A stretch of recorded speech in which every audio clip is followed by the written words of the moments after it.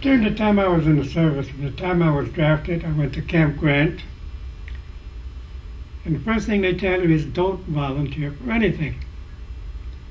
So we were called out one day to fall out in formation, and they need some volunteers. They need volunteers for the weekend and volunteers for the week. I didn't have anything to do. And lucky for me, I had a fellow from Blue Island who was drafted with me at the same time. Matter of fact, two people. Don Calloway, who played for the Red Sox, was inducted at the same day. My friend Sebastian Arredondo, who I knew since I was a little boy, was inducted. So Sebastian and I wound up at Camp Harahan, right outside of New Orleans. Calloway wound up at Camp Grant at the medical center. We took our 13 weeks of training, and it wasn't that bad. They shipped us. Technically, we were supposed to go to the infantry training, but they were overloaded, so they sent us to Camp Shelby in Mississippi. There we wound up railroad training, like I needed it. But we took it. We spent 4 weeks of marching and drilling and school instructions and that. And then they sent us out on the road. Went to a little town called Poplarville, Mississippi, where they had the rolling boxcars for headquarters and bugs. We stayed there. And we were working over Lake Pontchartrain, building the track there. We were building it for the IC, and it was practice. We were there for about 4 weeks, came back, and came home on leave for 2 weeks, and then went back to Camp Shelby.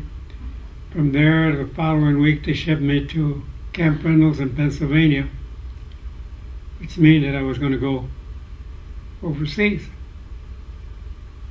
We were there for about 2 months. In the meantime, we could get passes as far as Youngstown, Ohio. But we always forgot to get off the train and came all the way to Blue Island. Came into Chicago. My dad would pick us up and take me home, take me back, catch the train so I'd get there in time. For Monday morning, I had to be there by 4 o'clock in the morning. Well, one day I came home and my dad wasn't there to pick me up, so I took the train home. Lo and behold, I knocked on the door, and the neighbor downstairs said, "Your parents moved." I said, "Where did they move?" He says, "I don't know." Oh boy. I knew my father was working in Argo at Corn Products.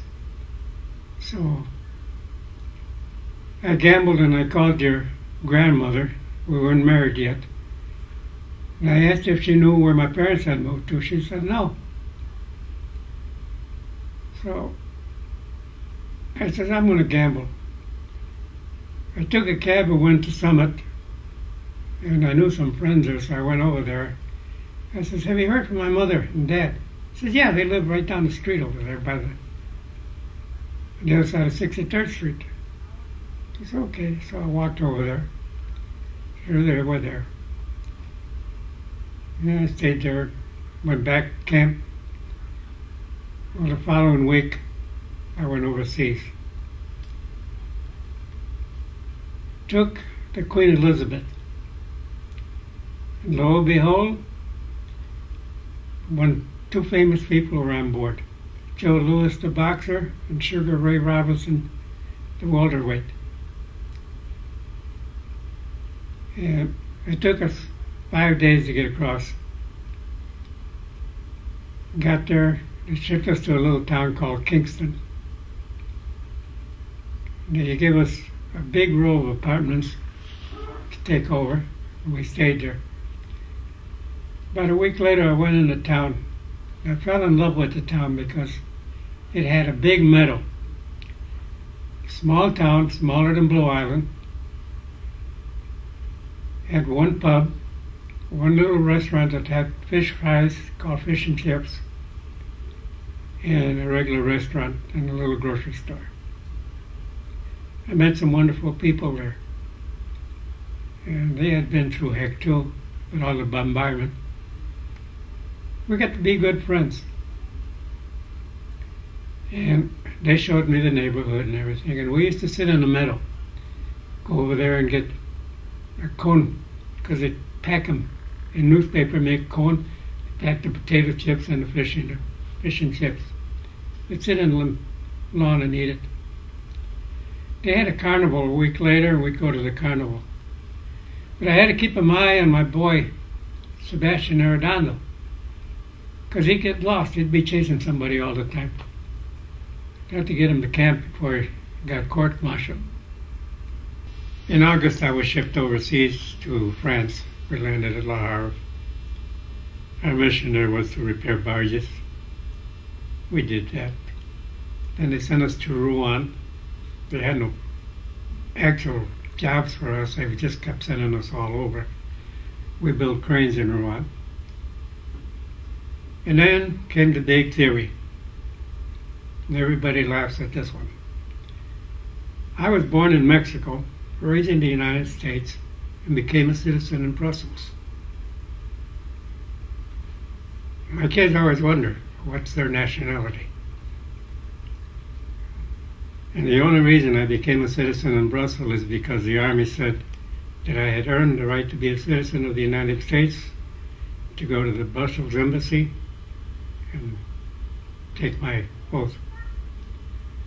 So Sebastian and the other boy that I met when we got to England, Leonard Witt, went with me.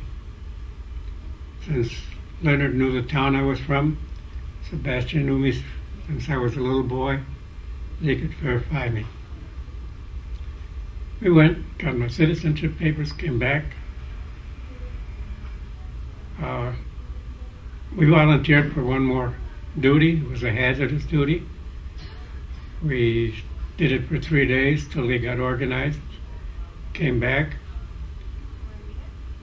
45, when we were ready to come home, we were at Camp Phillips when Bastogne fell, or was falling. And we were put on alert again. That was the Christmas that I got even with a new unit. We had Christmas dinner, peanut butter sandwich, and a lemonade. Well, the troop that had just come over from the States was next to us was having turkey. And if you think that 125 boys were going to stand there and watch them eat turkey without getting any, you're wrong. We got the turkey. They shipped me home, came home, 46 in March. I was released from the service, came home, a veteran. I'm proud of what I did. It wasn't very much, but they said every little bit helped. In the meantime, the girl that I was to marry was busy making those green eggs that we were eating up there at Cracker Jack. And I came back to get even with her, so I married her.